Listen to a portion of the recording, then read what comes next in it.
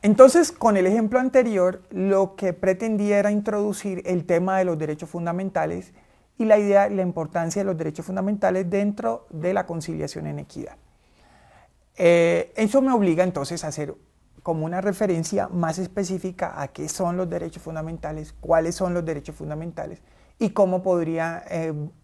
ser vista la conciliación en equidad desde la perspectiva de los derechos fundamentales. Entonces, en principio, la idea básica es que dentro de nuestra Constitución están reconocidos ciertos derechos y se entiende que esos derechos tienen una posición especial dentro del ordenamiento jurídico colombiano y que su importancia es tal que deben ser respetados dentro de cualquier procedimiento de resolución de conflictos, inclusive aquellos procedimientos que no son estrictamente judiciales. Por eso, insisto, la Corte ha entendido, o la jurisprudencia de la Constitucional ha entendido, que los derechos fundamentales son un límite último, no solo para estos mecanismos como la justicia comunitaria, como los jueces de paz o los conciliadores de inequidad, sino inclusive frente a otros mecanismos que tienen un rasgo diferenciador muy particular, como la jurisdicción especial indígena. En esa medida, los derechos fundamentales permean también estos mecanismos alternativos de solución de conflictos. ¿Cuáles son esos derechos y qué son esos derechos? La Corte ha entendido que no hay un catálogo estricto de derechos, es decir, no hay una enumeración estricta y taxativa de los derechos fundamentales. Ha entendido que eso es un catálogo flexible, que es un catálogo que se debe ir ajustando a la manera como evoluciona la sociedad colombiana y a la manera como la sociedad colombiana va entendiendo qué son y cuáles son sus derechos. En esa medida, hay derechos que están reconocidos en la Constitución, hay otros derechos que vienen de tratados internacionales de derechos humanos y hay otros derechos que simplemente han ido siendo reconocidos por la jurisprudencia a lo largo de todos estos años. En esa medida, pues, al no partir de la idea de un listado taxativo, de un catálogo cerrado, yo creería que lo más importante es tener cierta afinidad a la idea de derechos y a la idea de que las personas son titulares de derechos. Y sobre todo tener cierta afinidad a la idea de dignidad humana, que la Corte sí ha entendido que es el componente o el referente último de todos los derechos fundamentales, el sustrato que está bajo la idea de los derechos fundamentales. Y la dignidad humana es un concepto que también se puede ver, digamos, desde una perspectiva muy práctica. La idea de que la dignidad humana, en general, comprende tres ideas muy elementales, que es la idea de que la jurisprudencia así lo ha indicado, de vivir bien, vivir como se quiere y vivir sin humillaciones. Entonces, bajo esa idea de vivir bien, la dignidad humana significa acceder a ciertas prestaciones necesarias para tener una vida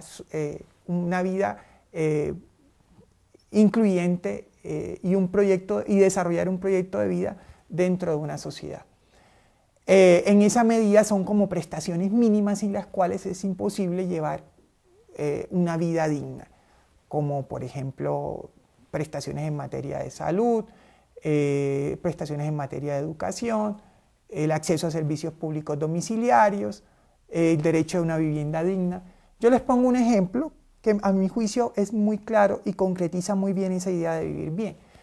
Pensemos en una persona mayor, en un adulto, que sufre de incontinencia y que necesita pañales. Si esa idea de esa prestación que son los pañales son tan necesarios que el adulto no puede subirse a un bus si no tiene pañales, no puede salir de su casa si no tiene pañales, no puede ir a trabajar sin esos pañales, precisamente porque sufre de incontinencia. Entonces fíjense ustedes cómo esa idea de vivir bien se concretiza en el caso concreto en el acceso a una prestación muy simple que son unos pañales para adultos, porque yo no puedo hacer un proyecto de vida incluyente, yo no puedo salir a la calle sin esa prestación. La segunda idea es la idea de vivir como se quiere. La dignidad humana entendida como vivir como se quiere significa autodeterminación, la posibilidad de elegir un plan de vida y la idea de que ese plan de vida no puede ser objeto de interferencias por terceros ni por el Estado. Fíjense que esto es un concepto que a veces nos cuesta trabajo aceptar porque tendemos a pensar que hay un modelo único de vida y un modelo único aceptable de vida en sociedad, pero no. Somos una sociedad plural y diversa de tal manera que distintas opciones de vida tienen que ser aceptadas. En esa medida, bajo ese aspecto de que la dignidad humana también es vivir como se quiere, la Corte ha entendido que se debe proteger la diversidad de orientación sexual, por ejemplo. Pero también, no solo eso, sino la diversidad religiosa, la diversidad de maneras de concebir el mundo. Y también cuestiones que parecen bastante banales y bastante tontas, pero que lo son, pero que, terminan no siéndolo, porque también son expresiones de facetas muy importantes y personales, tales como cómo se visten las personas, su apariencia personal, qué tan largo tienen el pelo. Todas esas discusiones entonces se refieren a esa faceta de la dignidad humana entendida como esa idea de vivir como se quiere, como esa posibilidad de autodeterminarse y tomar ciertas decisiones que en principio le corresponden al individuo como sujeto que se autodetermina. Entonces, insisto, todas esas facetas de orientación sexual, libertad religiosa, libertad de conciencia, derecho a la propia imagen, que fíjense que son maneras solamente técnicas de hacer referencia a esos problemas que me refería, cómo me visto, qué tan largo tengo el pelo, cuáles son mis preferencias sexuales. Todas esas cosas están protegidas por la Constitución y deben ser protegidas también dentro de cualquier manifestación o exteriorización pública dentro de ciertos límites. Y el último componente de la dignidad humana es la idea, una idea que a veces cuesta también un poco materializar, que es la idea de vivir sin humillaciones. Esa idea se refiere a un concepto muy elemental, que es que todos tenemos que recibir un trato como seres humanos, todos compartimos esa idea de que somos seres humanos,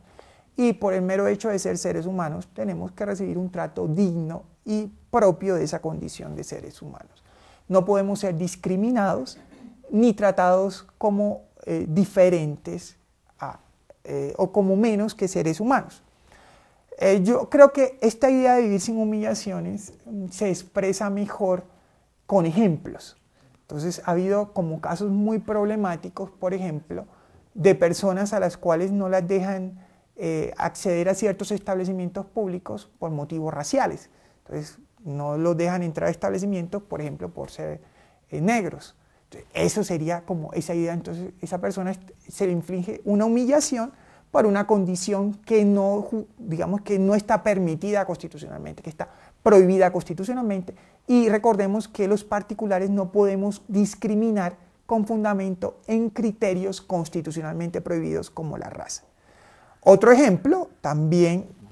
sería, por ejemplo, un caso en el cual a una señora que era empleada de servicio doméstico y no la dejaban usar el ascensor de un edificio. Por eso, simplemente por ser empleada de servicio doméstico. Decía, no, el ascensor está reservado a los propietarios. Fíjense que nuevamente se trata de un trato discriminador, injustificado, simplemente, digamos, que se basa en una serie de prejuicios y de criterios mediante los cuales un particular infringe un trato humillante a otro. Y hubo un caso que nuevamente me parece muy representativo, que podría haber sido resuelto perfectamente también en sede de conciliación en equidad, nuevamente de unos señores muy mayores a los cuales no tenían, nuevamente era un proceso, era un problema de acceso a las vías de comunicación, los cuales tenían un predio que no tenía acceso directo a la carretera, y para poder llegar a la carretera necesitaban transitar por el predio de su vecino, y su vecino un día decidió que esos señores no podían transitar por su predio utilizando bestias de carga, sino que ellos mismos tenían que llevar sus productos en sus hombros, y comenzó a infringirle una serie de tratos degradantes y humillantes que desconocían su situación de personas de la tercera edad y que desconocían su situación de seres humanos que eran, digamos, merecedores de un trato digno y propio de seres humanos.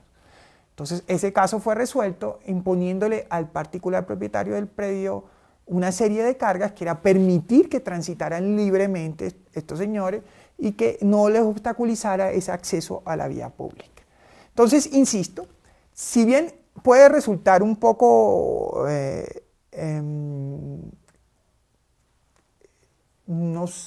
podría resultar, digamos, excesivo, no quería utilizar esa palabra, pero bueno, no se me ocurre ninguna otra,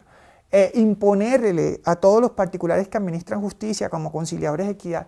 el deber de conocer exhaustivamente la jurisprudencia de la Corte Constitucional en materia de derechos fundamentales y velar porque sus acuerdos, los acuerdos conciliatorios a los cuales contribuyen respeten esos derechos fundamentales de manera puntual y concreta. En todo caso, sí, yo creo que es un deber tener como cierta afinidad con la idea misma de derechos fundamentales, cierta idea de que los conflictos deben ser entendidos también desde la perspectiva de los derechos fundamentales y la idea de que los derechos fundamentales, en definitiva, o la idea que está tras el concepto de derechos fundamentales es la idea de dignidad humana, y esa idea de dignidad humana es un valor importante que garantiza la convivencia social. Y en esa manera la resolución de conflictos no puede hacerse desconociendo ese concepto de dignidad humana y esos elementos que conforman la dignidad humana, que insisto, también se pueden ver de una manera muy simple bajo ese entendido de vivir bien, vivir como se quiere, vivir sin humillaciones. Y la idea de que es un concepto, digamos, de múltiples facetas, pero que implica acceder a ciertos bienes indispensables, pero también tomar decisiones y ser respetado por las decisiones que se tomen y no discriminar en virtud de ciertos criterios que están prohibidos constitucionalmente. Esa sería como la idea que estaría tras toda esta discusión.